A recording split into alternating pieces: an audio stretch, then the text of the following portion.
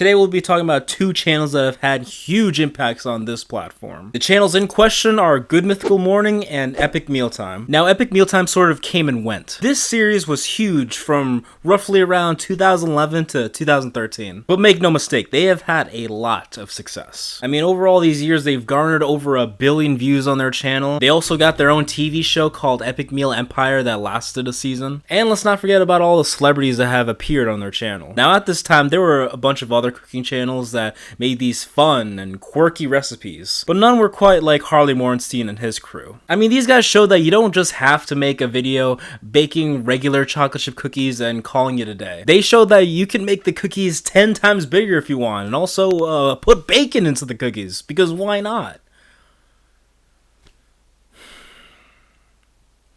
I'm sorry if I seem a bit distracted. It's just that... Screw it. I might as well tell you guys. So there's some dude running back and forth at my door. I don't know who he is. I don't know what he wants, but he's been at this for the past 2 hours.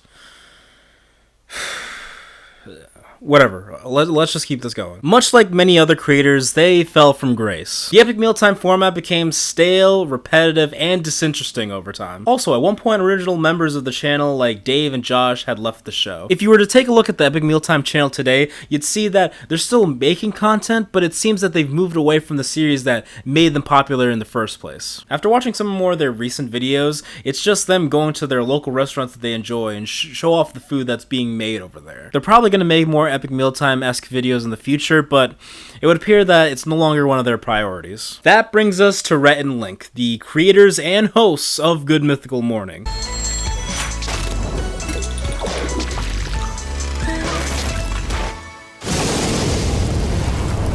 If you're an avid YouTube watcher, you've most likely seen at least one episode of the show. I'm not going to give that much backstory on GMM because it's not that important to the remainder of the video. But I did want to note that GMM had become so successful that it allowed Rhett and Link to launch their empire called Mythical Entertainment.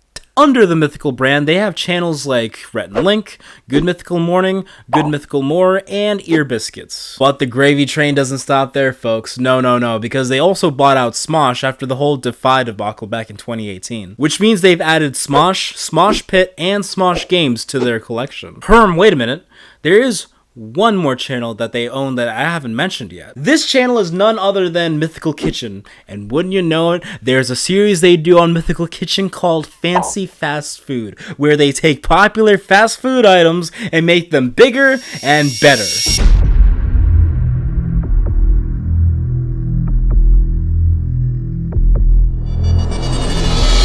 the title of this video make sense now? Stop! Can you stop, please? Just ignore him, Pinkamous. He'll leave eventually. Now, this might be a little confusing to understand right away.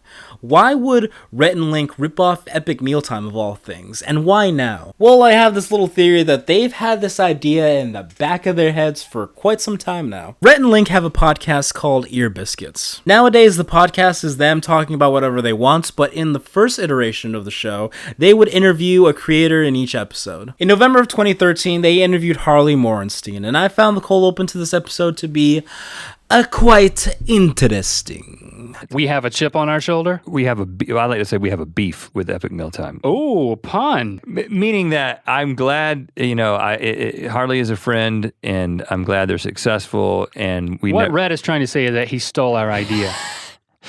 No. For Epic Mealtime. I am saying that, first of all, I feel like in one sense, our past...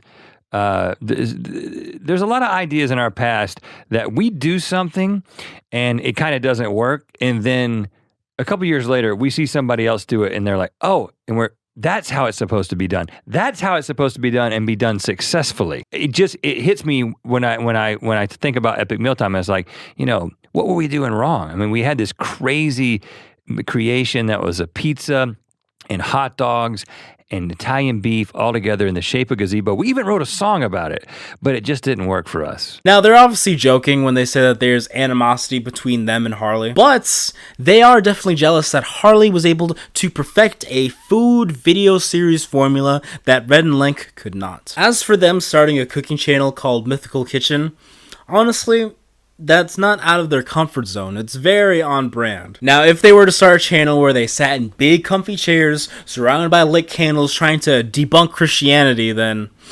yeah, that would be way out of left field for them. Although they did come out as agnostic recently, so I guess it's not that crazy.